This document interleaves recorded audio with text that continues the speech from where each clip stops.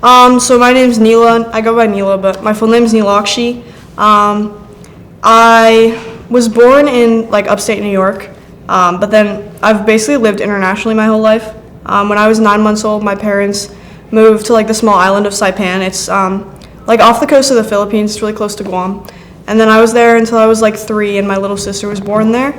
And then I lived in New York City for a little bit, and then I lived in Africa. I lived in Rwanda for 2 years, Zimbabwe for 5 years, and then I lived in Cote d'Ivoire, or Ivory Coast, for 2.5 years. And then I moved here in June of 2022, so I've been here doing that. My dad works for CDC, so that's why I've been living internationally mostly. Both my parents have done healthcare and stuff. My mom was a midwife for a long time, and then she worked with adolescents with HIV. And then my dad's been in like public health, but he used to be an ER doc, and then he started working for CDC. And I've been going to international school for my whole life, basically. So this is the first time I've lived in like the United States since like 2011, but yeah, I'm graduating here now.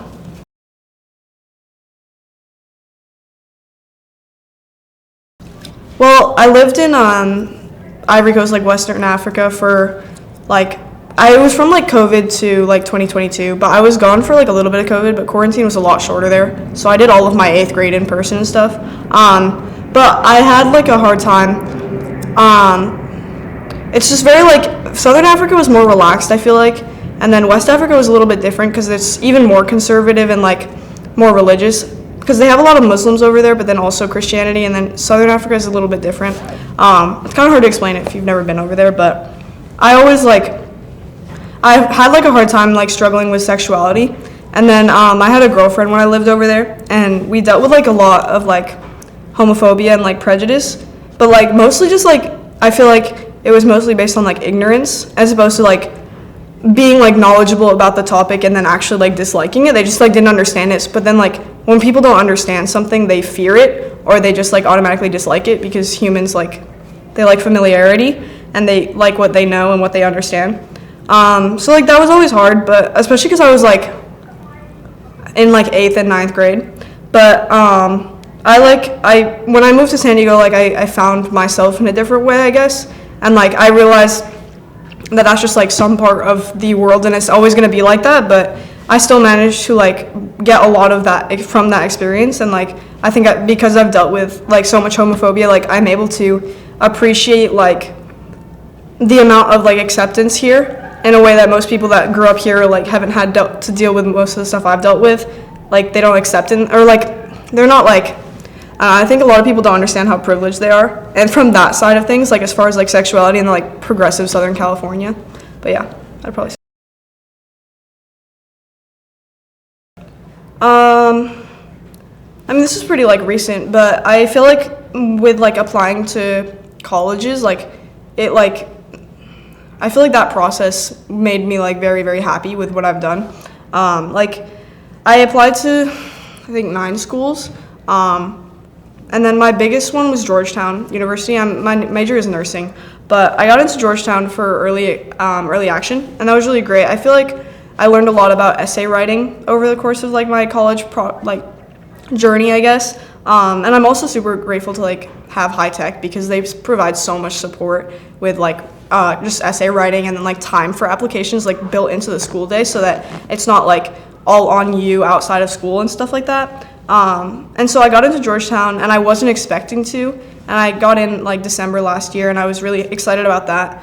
And then I got into a few other schools too, but then I also got into UCLA for nursing, and that's where I'm actually going. But it's like a 0.8% acceptance rate, so they only accept like 40 kids a year for the nursing program, and that felt really good. I feel like the PIQs for the UC application are different than like the Common App essays, because they're not like creative essays, they're just like direct, and they want to like get to know you.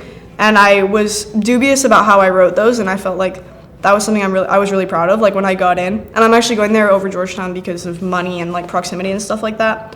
But I feel like I will like look fondly on my college application process like later on, and I'll be like, oh, like I'm happy that I got to like learn what I did, and accomplish what I did, and learn from that,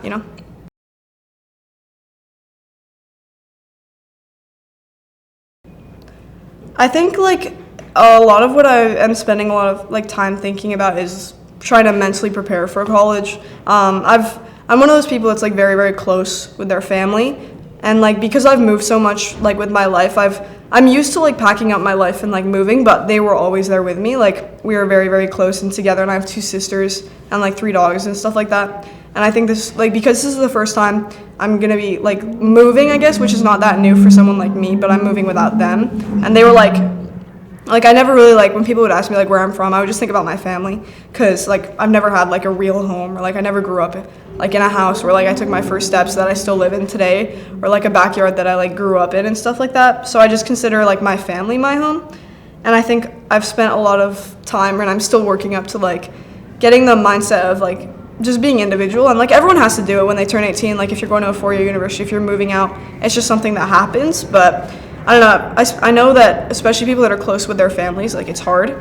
So I'm trying to like just, I guess, acclimate myself the best I can before I actually leave. And it definitely helps that now I know where I'm going, and I know that like I am not that far, but that's not what you want to like be thinking about when you go. Like you want to be able to like immerse yourself in the college experience and not be like thinking about home the entire time.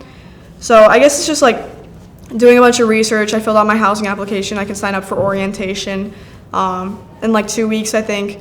I found roommates. I visited the school. It's just like this goal that I'm working towards, and I know it's not coming until like September. And that feels like, some days it feels really, really like long from now, and then some days like I think about it and it's like not at all. Cause like now I'm almost done with school, and then I have internship, and then it's just summer, and then I'm gone. And I think like, yeah, there's some days I can't wait to leave, and I'm really excited. And then there's other times where like it's like I'm kind of dreading it, just because unknown is hard. But I've been trying my hardest to think about it positively, but also realistically. And that's something that I hope will help me when I do leave, because I know it's going to be like hard to acclimate, but I'm just trying to work on that a little bit more.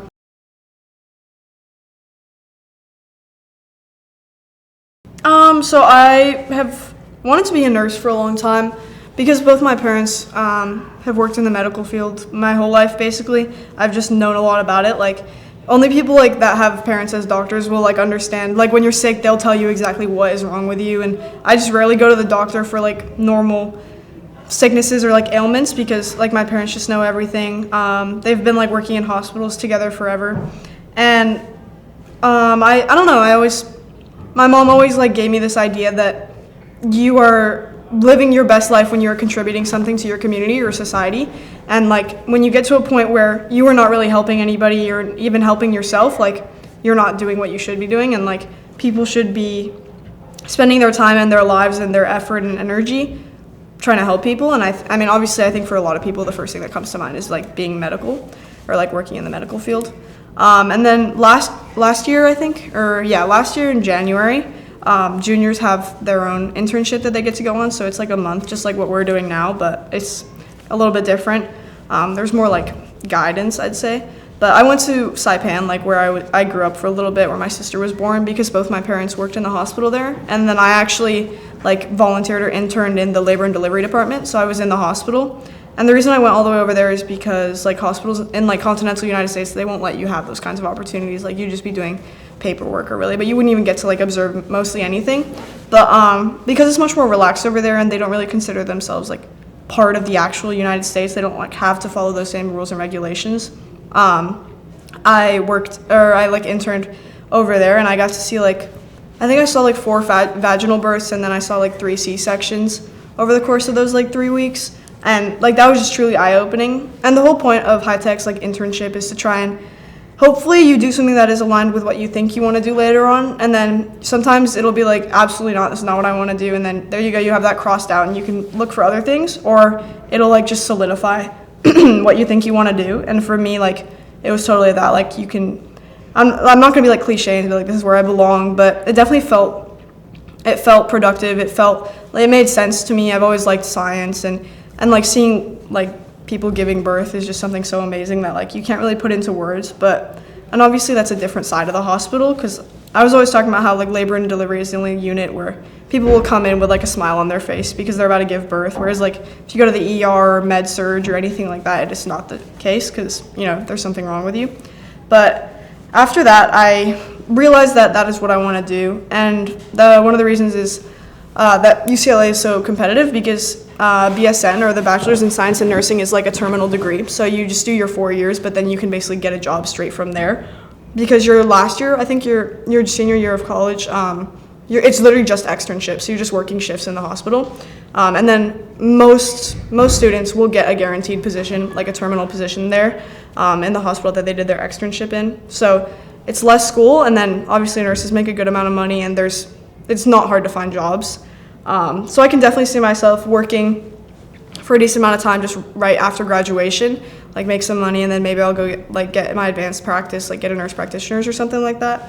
But I feel like right now it looks very solid and it looks very good, and I've already started to learn so much about the UCLA nursing program, and like I'm just ready for like my next 4 years, and then from there just going straight, staying in California, maybe like moving around, being like a nurse aide, that kind of stuff. But that's amazing. Yeah. Wow, that's such a cool goal.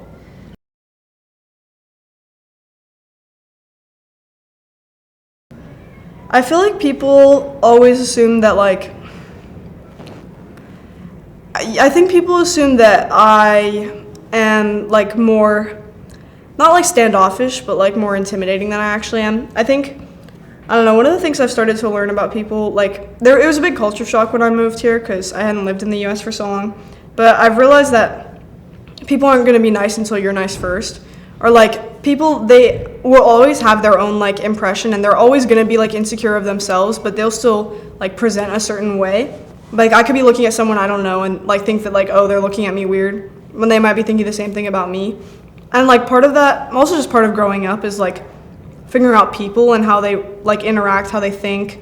And people often like think I'm pretty intimidating when they first meet me, but like I'm not at all. At least I don't think so. Like I guess everyone's self-perception is kind of skewed because like you can't see yourself the way other people see you, just like people can't see you the way you see yourself. And I think both of those visions are going to be flawed no matter what. Like there's no way I see myself for who I truly am the way other people see me, but also it's subjective, so there's no right or wrong answer. But I don't know, I think it's kind of hard to say, but certain people have like a weirder first impression than I would think, and it's just not how I think I come off. But that's something like I think a lot of people need to get better at, myself included. Just like trying to present the way you actually think and feel is not as easy as it sounds, I guess.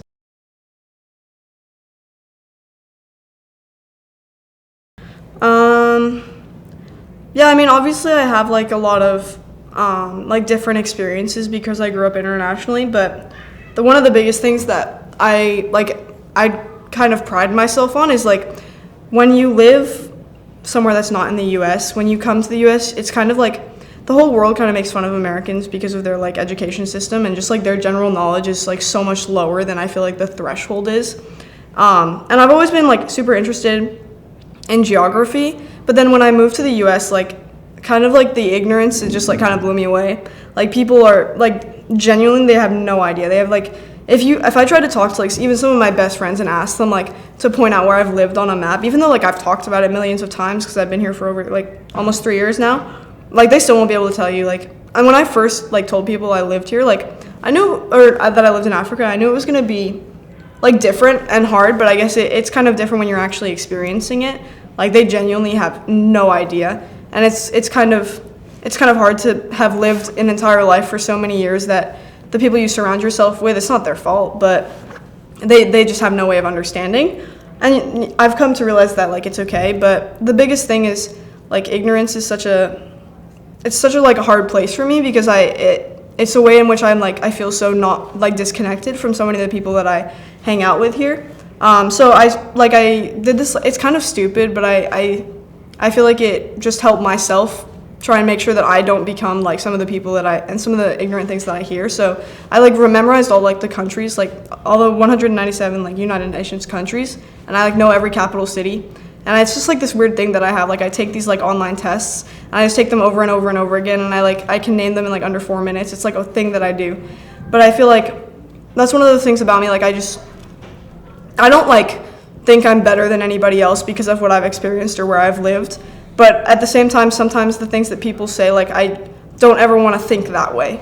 And I think it's not their fault. You know, like they've lived here their entire life. They know what they know, and you only know what you've lived and what you've seen and what you've experienced yourself. and that's okay. But like, I think that's one of the biggest things about me that I'd say.